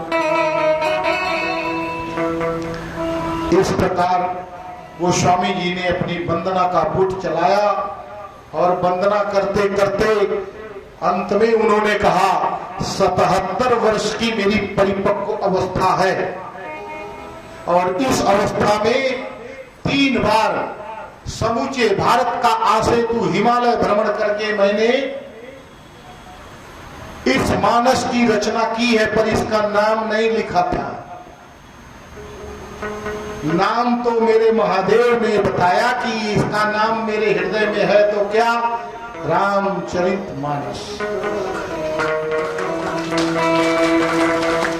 तो ये शंकर जी की वस्तु है, शंकर जी ने ही इसका नामकरण किया है। तो बोले ये सब कैसे जाने? बोले अन्यान्य पुराणों में इसका वर्णन है। तो आपने क्या किया है? अरे पुराण शोध लिए है। गोस्वामी जी सत्य संकल्प करते हैं और कहते हैं नाना पुराण निगमागम सम्मतम यत् रामायणे निगदितम क्वचिदन्यतोऽपि स्वांत सुखाय तुलसी रघुनाथ गाथा भाषा निबंध मति मंजुल मातनोति। गोस्वामी जी ने कहा भैया नाना पुराण, निगम अगम, वेद, श्रुतियां, स्मृतियां, ये तो मैंने पढ़ा है, इन पर मेरे गुरुदेव की कृपा कटाक्ष से मेरा एकाधिकार है। इसका सबका मैं गुरुदेव भगवान की दृष्टि में ज्ञाता हूं। ये तो है ही, इसके अतिरिक्त भी क्वचिद अन्यतोऽपि, कुछ और भी है जो ग्रंथों को पढ़ने से नहीं मिलता। गोस्वामी जी का उद्घोष देखिए, नाना पुराण, वेद, शास्त्र, तो मैंने खंगाल डाला है, उनके रस तत्व को मैंने इसमें रखा ही है, ये तो मेरी गर्जना है। पर इनके अतिरिक्त भी कुछ इसमें है, क्वचिद अन्यतोऽपि, कुछ अन्य भी है। बोले ये कहाँ से मिला? बोले ये गुरु कृपा से मिलता है, किताबों में नहीं मिलता। मेरे गुरु जी ने मेरे ऊपर कृपा की है। सदगुरु हमसे रीझी कर ये कई कहा प्रसंग, बरस्यो बादल प्रेम का भीजी गयो सब अंग। गुरुदेव भगवान की कृपा कटाक्ष से ऐसी वर्षा हुई है अमृत की, जिससे मेरा अंग अंग भीग गया है। और उस अमृत की तरलता ने हृदय में आकर इसकी रचना का उद्घोष किया है। गुरुदेव भगवान की कृपा करुणा से ये कह सकता हूँ कि जो मुझे शास्त्रों में नहीं मिला है वो मेरे गुरुदेव भगवान ने दिया है, और उसको भी मैंने इसमें अपनी शक्ति सामर्थ्य के अनुसार निगदित किया है, प्रतिष्ठा की है उन तत्वों को भी। ये गोस्वामी जी कहते हैं। और एक बात और सुन लो, जगत इसे माने न माने, शास्त्रों सबके सम्मति से स्वीकृति दे न दे, जनमानस इसे अपनाए न अपनाए। तो जब बोले जब ये सब कुछ चाहिए ही नहीं तुमको, तो काहे के लिए पोथन्ना करके घूम रहे हो? तो मेरा बाबा गोस्वामी जी कहता है, स्वांत सुखाय तुलसी रघुनाथ गाथा, भाषा निबंध मति मंजुल मातनोती। इसका सबका मुझे ज्ञान नहीं है, पर मेरे महादेव ने, मेरी पवाम्बा भवानी जगदम्बा पार्वती ने, हनुमान जी ने कृपा की है, मेरे गुरुदेव भगवान ने कृपा की है। मैंने ये जो रचना रची है ये अपने स्वयं के सुख के लिए है।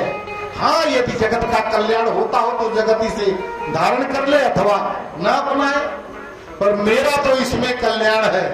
बोले बहुत बढ़िया मार्ग मिला था।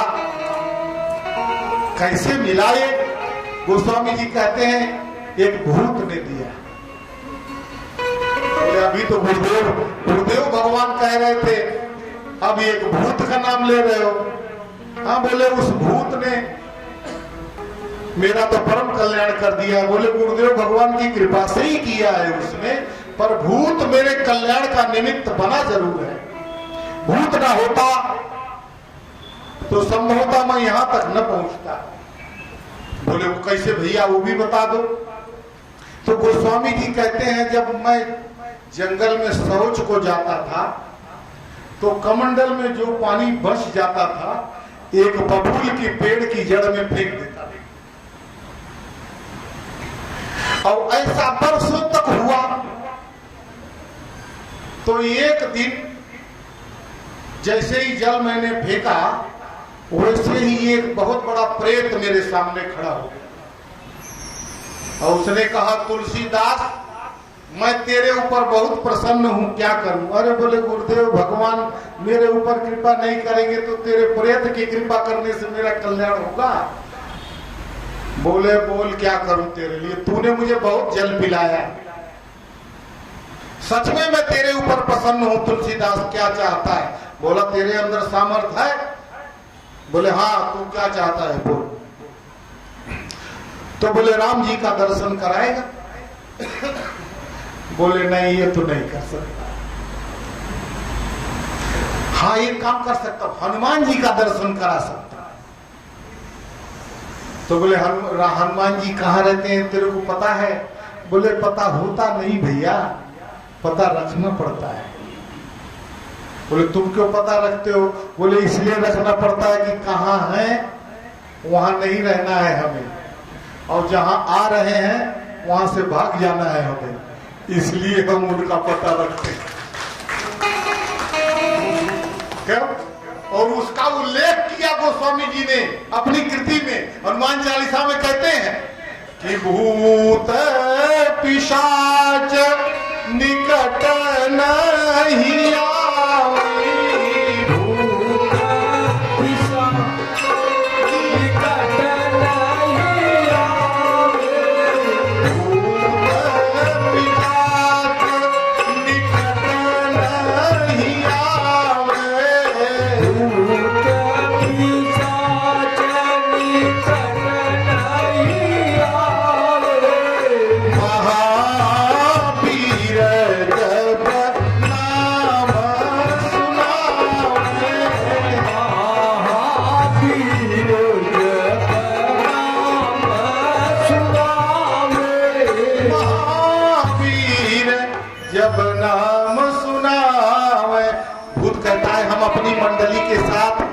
रहते तो हर जगह हैं, मगर जैसे ही हनुमान जी की चौकी लगती है वैसे ही हमको वहां से भाग जाना होता है। इसलिए हनुमान जी का पता हमको रखना पड़ता है, नहीं तो यक्को भूखा पड़ गया तो रसातले चले जाएंगे। तो बोले तो हाँ, तो काम के आदमी हो तो कैसे दर्शन कराओगे? वो दूर से दिखा दूंगा कि हनुमान जी यहाँ जरूर मिलेंगे। चलो दिखाओ। तो एक जगह कथा हो रही थी, बोले हनुमान जी यहाँ है, बोले हैं। बोले चलो बताओ, बोले दूर से दिखा सकता हूँ, मैं वहां निकट नहीं जाऊंगा। अच्छा चलो आगे देखेंगे, अगली कथा और भी आगे कथा हो रही है। कितनी दूर पे कथा हो रही है? यहाँ 2 किलोमीटर, 1 किलोमीटर। तो वहां भी हनुमान जी हैं, प्रेत कहता है। और यहाँ मुंबई महाल में कथा हो रही है, यहाँ भी हनुमान जी हैं। ये तुलसीदास जी को प्रेत बता रहा है। तो कहां वाली में देखना चाहते हो? गोस्वामी जी ने जानते हैं क्या कहा? मुंबई महाल में चल के दिखा रहा है।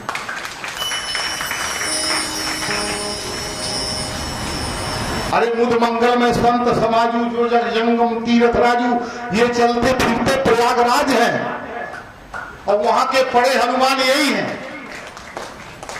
किसके स्वरूप में कब कहां कौन दर्शन देगा? आप इनमें हनुमान जी का दर्शन कीजिए। बाल ब्रह्मचारी ये भी हैं। बोलिए श्री कैलाश जी महाराज की जय, बोलो हनुमान जी महाराज की जय। हनुमान जी को प्रेत ने बताया, देखो उस कथा में बैठे हैं, पर वहां हनुमान जी प्रकट रूप से नहीं थे। देख लिया हनुमान जी ने, घूम के आए, प्रेत से कहा देख भाई सही बताना, धोखा मत करना। बोले वो जो पीछे सबसे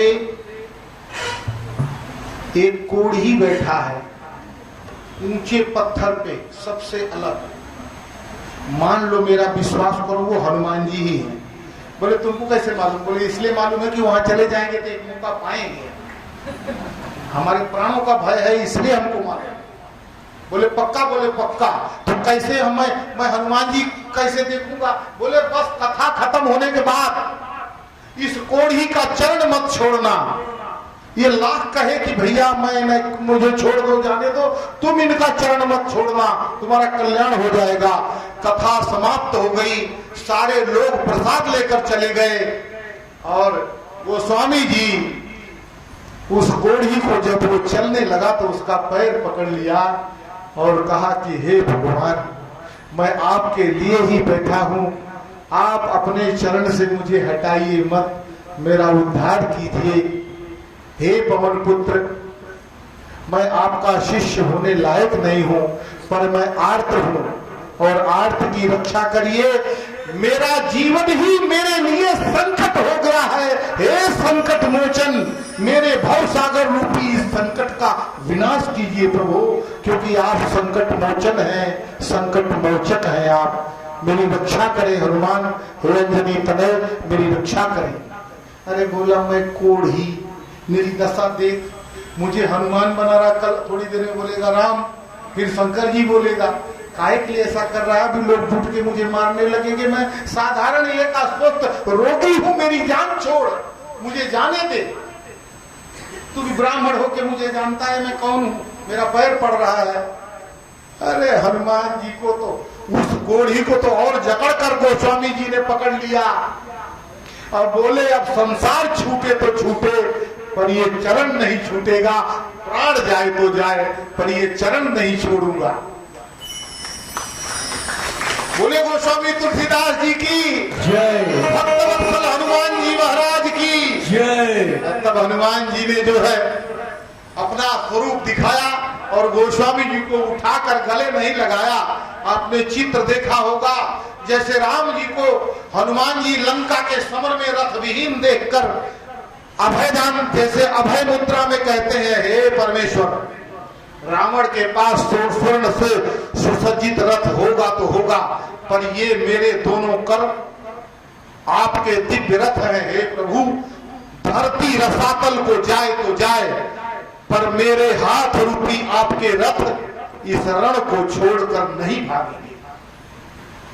और अपने दोनों हाथों पर राम जी को ऐसे ही हनुमान जी ने खड़ा किया और बोले, प्रभु आप जब तक लड़ेंगे तब तक ये रथ इस रण में स्थिर रहेंगे। उसी प्रकार से जैसे रथ बना लिया था हाथों का और धारण किया था श्री राम को, वैसे ही हनुमान जी ने धारण कर लिया अपने भक्त गोस्वामी तुलसीदास, हाथों पर उठा लिया। अब ऊपर से रोए जा रहे हैं, हनुमान जी के बाल भीग रहे हैं। और फिर धीरे से उन्होंने कहा, मैं तो आपका दर्शन करना चाहता था, आपने तो अपने मस्तक से भी ऊपर मुझे कर दिया है, तो कैसे देखूं आपको। बोले, तू बहुत धूर्त है, तू मुझे नहीं देखना चाहता, तेरी लालसा मेरे परमेश्वर श्री राम को देखने की है। वो तो मुझे सीढ़ी समझकर तू राम जी का दर्शन करना चाहता है, तो ले आज मेरे हाथ तेरी सीढ़ी है और संकल्प लेता हूँ इसी सीढ़ी पर बिठाकर तुझे अपने भगवान के दिव्यातिदिव्य दर्शनों का लाभ दिला दूंगा। और तो कहा चित्रकूट में। बोलिए हनुमान जी महाराज की जय। हनुमान जी परम गुरु है। जय जय जय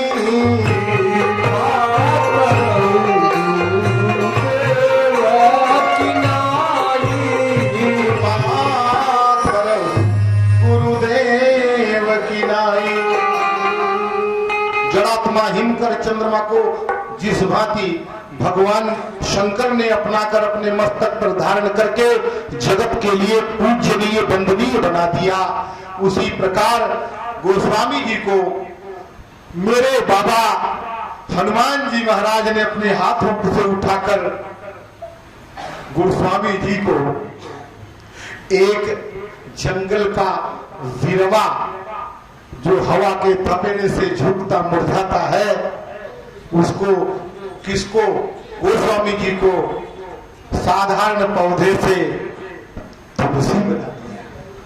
तुलसी बना दिया, जिसे शास्त्र कहता है आनंद कानने हस्मिन तुलसी जंगमस्तरु। गोस्वामी जी आनंद कानन के चलते फिरते तुलसी का बिरवा है। कविता मंजरी भाती, और तुलसीदास जी की कविता उस तुलसी के वृक्ष की सुंदर मंजरी है। कविता मंजरी भाती राम भ्रमर भूषिता, और उस तुलसी की सुंदर मंजरी की भांति तुलसीदास जी की कविता है। और राम जी भंवरा बनकर उस तुलसी की सुंदर मंजरी के चतुर्दिक भ्रमण करते रहते हैं। ये गोस्वामी जी हैं और गोस्वामी जी की कला है। कितना समय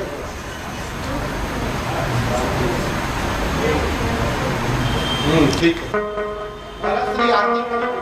अरे साथ की आरती बस बस आपको अभी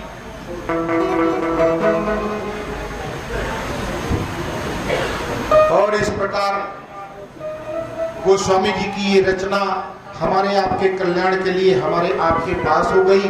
और गोस्वामी जी ने अपनी रचना से जगत का अपना तो कल्याण किया ही, जगत का कल्याण कर दिया। और चित्रकूट में गोस्वामी जी को हनुमान जी तोता बनकर इशारा करते हैं और राम जी का दर्शन गोस्वामी जी को हो जाता है।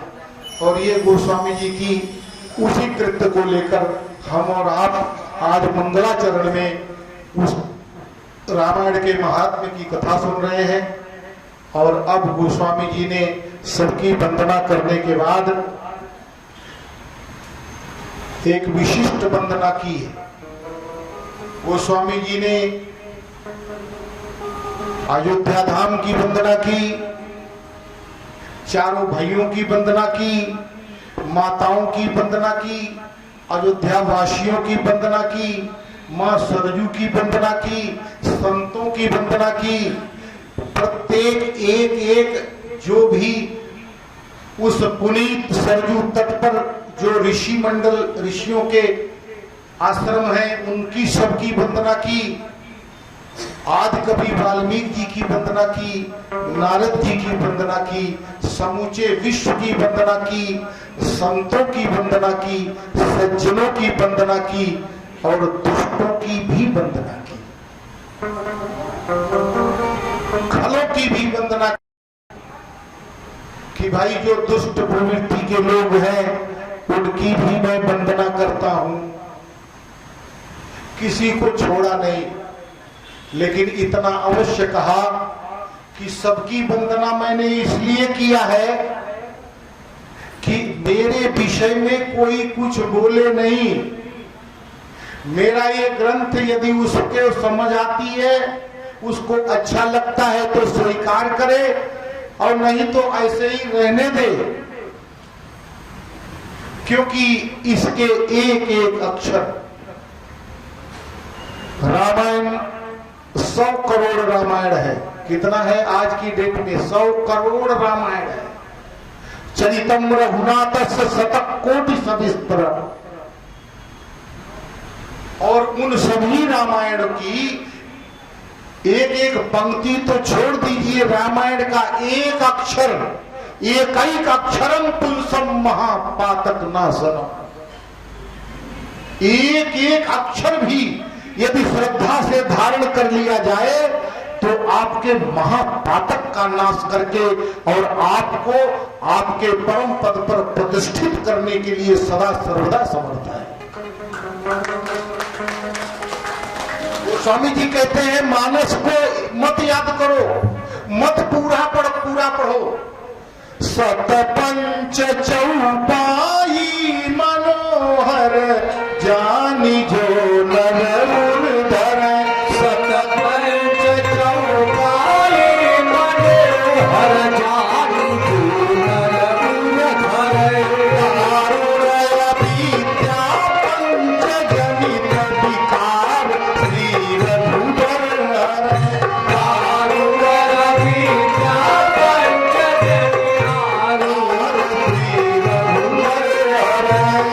अब देखिए गोस्वामी जी कहते हैं 7 नहीं तो 5 है, 7 या 5 क्या चौपाई कौन सी जो आपको अच्छी लगे। मानसकार कहते हैं कि सतपंच चौपाई मनोहर जान जो नर उर धरे। 7 या 5 चौपाई जो आपको अच्छी लगे, नाम भी नहीं लिखा कि ये वाली, जो आपको अच्छी लगे 7 या 5 उसे आप पढ़िए, एक एक अक्षर मात्रा के साथ, त्रुटि ना हो, अशुद्धि ना हो, उसे याद कर लीजिए। 10 दिन 20 दिन 25 दिन 1 महीना 2 महीना उसे पढ़ेंगे तो अपने आप कंठस्थ हो जाएंगे। इसको आप हृदय में धारण करें और संध्या सवेरे दोपहर को जैसी आपकी पूजा की पद्धति है बस भगवान का ध्यान करके उसी चौपाई को पढ़ दें तो क्या क्या उससे मिलेगा? दारुण अविद्या नष्ट हो जाएगी, कष्ट जनित भव रोग जनित विकार आपको सताएंगे नहीं।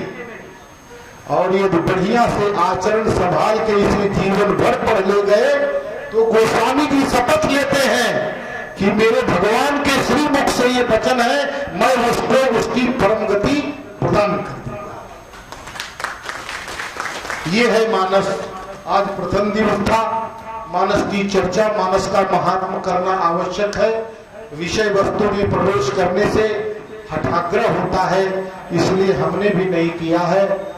पर कैलाश पर बाबा भोलेनाथ विराजमान है, और जैसे आप लोग दौड़ के कथा सुनने आते हैं, ऐसे ही मेरा बाबा भी कथा सुनने के लिए दौड़ता है। अब ये दौड़ने का मन बना लिया है, और उनके साथ जो उनकी अर्धांगिनी परम्बा भवानी सती हैं, उन्होंने भी हठ कर लिया है कि मैं भी तुम्हारे साथ ही चलूंगी। तो अब उनको लेकर के बाबा कथा सुनने कहां जा रहे हैं, ये आज नहीं कल बताऊंगा। आइए बड़े प्रेम से सीताराम सीता